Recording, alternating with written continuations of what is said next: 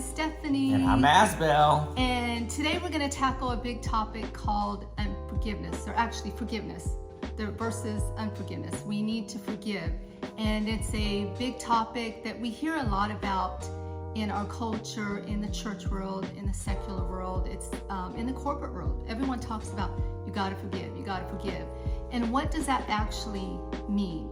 And I know for me, real quick, I went through a really difficult time. I dealt with a traumatic event, and I had unforgiveness in my heart. I actually had hate in my heart, and it went on for almost 6 years. And I finally got to a place where I was so miserable holding on to that, because when you become wounded and you allow it to fester inside and you don't forgive, you're going to be a miserable person, and you're going to make everyone around you like stay away from her. She's always upset, she's always angry, she's always drama.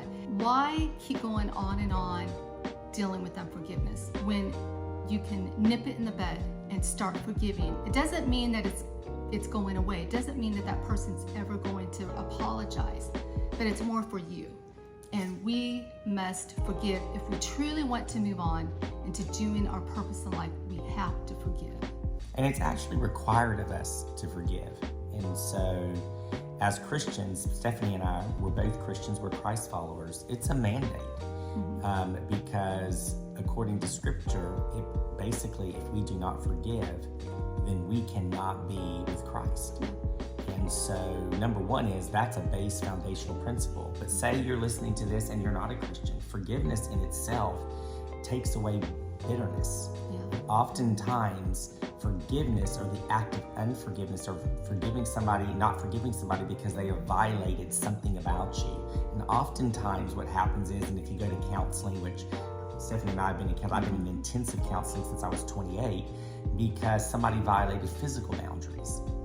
And when you do not forgive someone that violates physical boundaries, bitterness will take root in you, and you don't even realize it, and then it becomes outward expressions of emotion. So anger, bursting of anger. And now we can look at the signs and see if we have a friend that somebody's triggered about something. You're triggered. And I can't be triggered on something. I'm still triggered today. We both get triggered. I don't like bullies at all. He doesn't like bullies. So we have a problem with that. That's just one thing we get triggered with.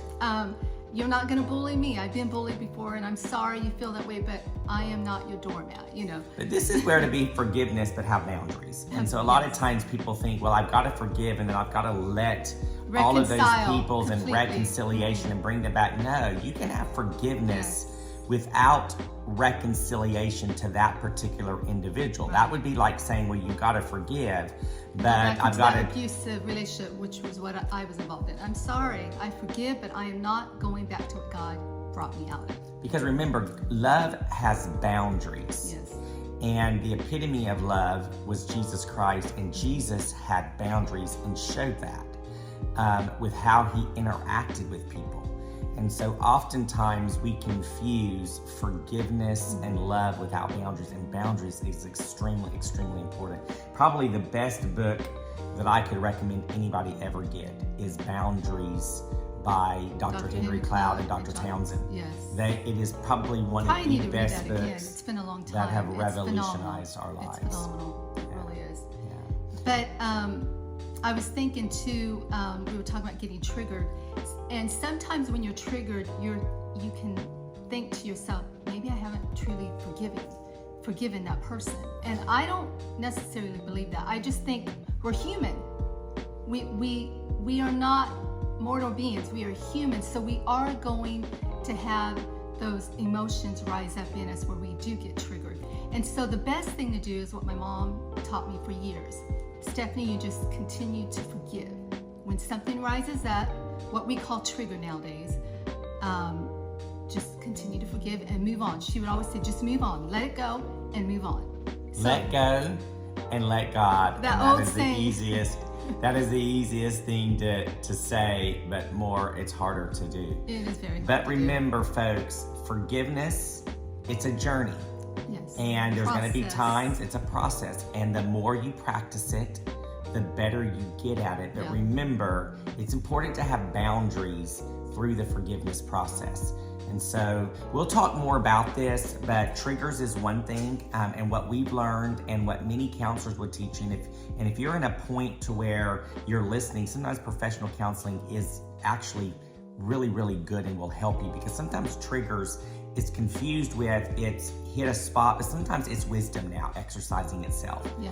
And so in order for you not to get back into that same position, that same issue where bullies are, I might be triggered, but it's actually wisdom that says how I react to it or respond. Reacting is when you've been triggered. Responding is when you're using wisdom, because response requires me to think before I act. Reacting means like I act reaction before I think.